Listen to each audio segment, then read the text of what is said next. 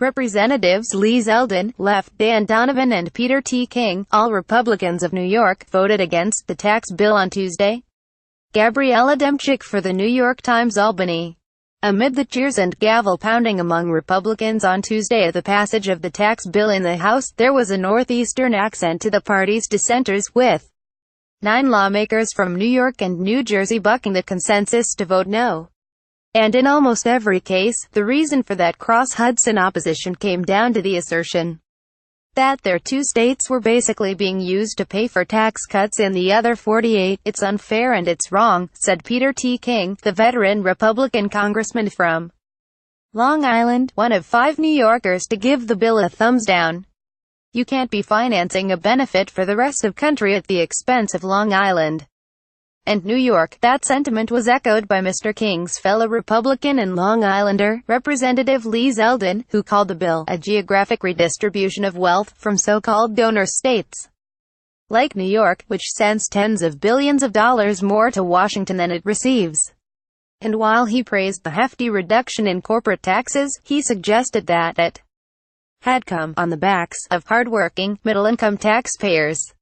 That was totally avoidable, Mr. Zeldin said. All told, 12 Republicans broke with their party line to vote no, including Representatives Dana Rohrabacher and Darrell Issa, both of California, and Walter Jones of North Carolina, who bemoaned the bill's potential to add trillions of dollars to the national debt. "We're going the wrong way fast," he said in a statement. But the opposition was by far the most concentrated in New Jersey and New York, 2 high-tax, largely Democratic states. And the chief source of consternation for Mr. King and others were new provisions to cap the combined deduction for state and local income tax and property taxes at $10,000. That, they warn, could decrease property values, stymie the real estate market, and cause tax migration to less tax-heavy states. "I don't think there should be winner states and loser states," said Representative Leonard Lance, Republican of New Jersey, who said that the combined $10,000 limit was simply too low for his state's often expensive and high-taxed communities. "That's not strong enough." Several of those who voted against the bill were probably also taking the current electoral calculus into consideration. Mr. Issa and Mr. Rohrabacher, for instance, are considered vulnerable incumbents heading into 2018, when Democrats feel an anti-Trump backlash could return the House to their control. In New York, Gov. Andrew M. Cuomo has repeatedly railed against the effect of the bill and promised to campaign against its supporters, calling them Benedict Arnolds and hypocrites, and predicting political doom if they vote yes. "I think there's going to be a real political comeuppance," Mr. Cuomo said Monday. That sort of messaging was met by shrugs by many Republicans in New York. It also did not seem likely that the dozen defectors would face retaliation from inside the Republican conference. A few hours before the House vote, the chamber's chief tax writer, Representative Kevin Brady of Texas, the chairman of the Ways and Means Committee, showed no ill will toward the dissenters.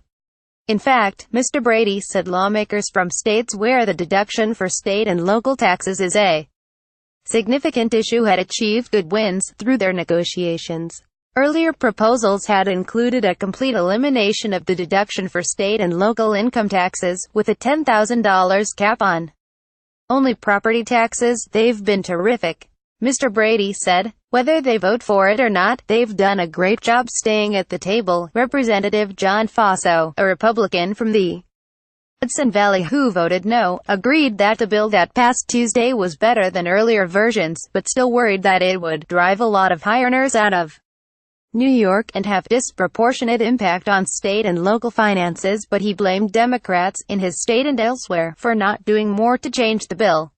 Democrats from high-tax states, had their votes been truly in play, would have been able to influence the results, he said in an interview.